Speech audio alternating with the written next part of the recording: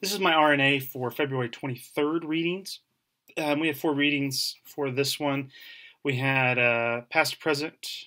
We had defining and refining perspectives, student success, diversity and inclusion, and a stronger nation. Stronger nation. I'll start off. It's a short and easy one. It was a really cool dashboard, but now I'm wondering why the heck they're even measuring in that fashion after reading the other readings.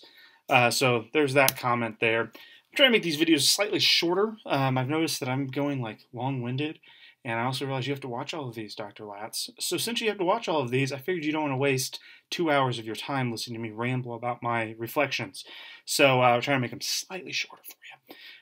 In diversity and inclusion, this one I don't think it really helps with my matrix a whole bunch, but I think it was a great chapter of a book. I actually started taking some notes out of this going, oh, wow, cool. It also really brought my Ed High 601 class together with this class. We spent a lot of time over intersectionality and diversity and student development and student identity development theories. So it was really cool to kind of get a whole different perspective looking at it through this class, but also being able to tie it in with the other one. One of the passages I really liked was the diversity still matters. Diversity is a huge part of the persistence equation. Knowing about the persistence and retention equations and thoughts and how that they're just kind of made up after I've learned from the other books. Sounds great. I get it. I mean, I really understand what they're trying to do in this, but at the same time, kind of arbitrary in the means too. It's a way that you've created your own system to measure something of your own system. Kind of interesting. I really appreciate the push. Don't get me wrong. But it's just interesting thoughts there. So that was diversity and inclusion, my thoughts on that. When I was looking at the defining and refining perspectives on student success, number one, I loved the reading with all the underlines. This was phenomenal. Not only would I have underlined these or highlighted these spots, it really helped me kind of rethink about what I was reading as I was reading it. That should be kind of a study or a thought or like a practice. Having someone read something, highlighting what they found important, some other student doing that, and then combining and see where they kind of crossed over. Something interesting we may want to try one day. But really, really like that. I also found the passage that not all students want a degree when you're measuring the success of what college is. Very fascinating. When I was going to college, I was going because I wanted to get my degree. It was pretty obvious. I was one of those students you're trying to measure. I have another friend that I can think of top of my head. Well, I guess not a friend, close acquaintance, who went to college for like 12 years because he freaking loved it. He just liked taking classes to explore. College is not, and I've learned this from this Ed High program, college is not designed to create career robots and send them out into the world and get a better job. It's not what the original purpose was. Some people use it as that. Most people view it as that. And even in the book I'm reading, the Pay the Price, there used to be, it was the way you can get a better life. Maybe that's not so much exactly how we should be measuring everything. Maybe higher ed, specifically like residential universities, aren't the best for everybody. Maybe community colleges are great in theory, but they're being overpriced. Maybe you're measuring the wrong thing when you're looking at it. I don't know. I think maybe one thing my Ed High program has taught me is I don't know enough anymore. I kind of make it all up as I go.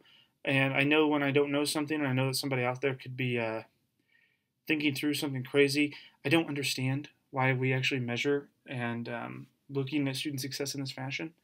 It helps with budgets. It helps with what we assume students are wanting to get through college. But if you're really looking at it, it's not hitting any of the stuff. And each individual student's going to have a different reason for wanting to go to college and what they hope to get out of it. I think if there's anything that there's no one size fits all of a university experience for any student.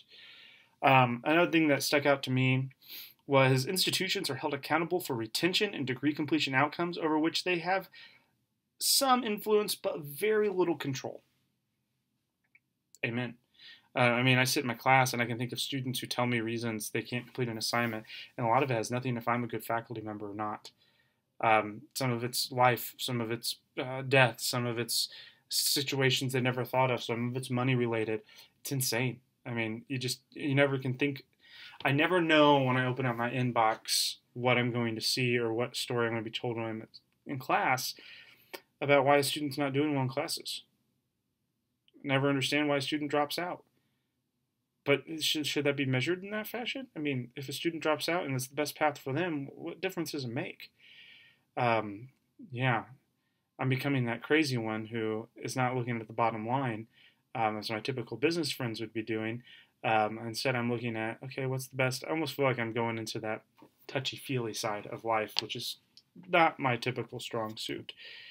I do know defining student success. We're actually going through a process right now in the marketing department looking at student enrollment and retention through our department. And it's kind of funny because we're talking about all this stuff, and I can tell you some students choose to major in marketing because they don't know what else to market in or to major in. Some choose it because they think they want to go down one path and they're never going to work in marketing a day afterwards. Some people like it because they can do pretty graphics. Some people like it. I have 2 students who are boyfriend, girlfriend, and they chose marketing so they could do the classes together.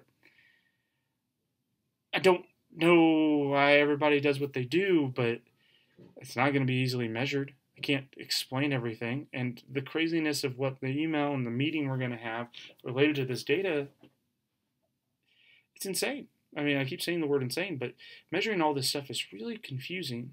It's kind of all made up, and I feel like I'm on Whose Line, where the score's made up and the points don't matter. But they do matter for universities who are trying to get funding and students who are trying to not have to pay hundreds of thousands of dollars in debt to get something that's not really going to benefit their lives. Some ramblings on that particular thing. A lot of great sources in there. I was taking notes for my stuff. Last one, past to present. This was history. Basic. I can see why this was the first reading in here. I probably should have started with this in this reflection. But it basically just lays out the terms and the history of the persistence and retention, specifically retention. I honestly wish I would have had this article or this chapter given to me before I did all my stuff in the comp exams and even looking at my dissertation proposal. I sit here and complain about it, but I feel like I did my whole program backwards. I feel like some of the baseline stuff I need to know I'm doing like right now, and it's really making me think about everything else I'm doing. I'm then probably just venting at that point, but yeah, that's what it kind of feels like to me. I also feel like this one, how retention is a construct of the university environment, and it's measuring something that is kind of about the students, and it's a way to measure something. Everybody wants to measure something. University's way of doing this happens to be retention and graduation. There's been a lot of research around these topics, but you could have picked anything. Number of students who attend class in person. Number of students who get an A. Grades are arbitrary as well, so they vary between faculty members. Crazy. Lots of thoughts. Lots of things. That's my reflection for this week.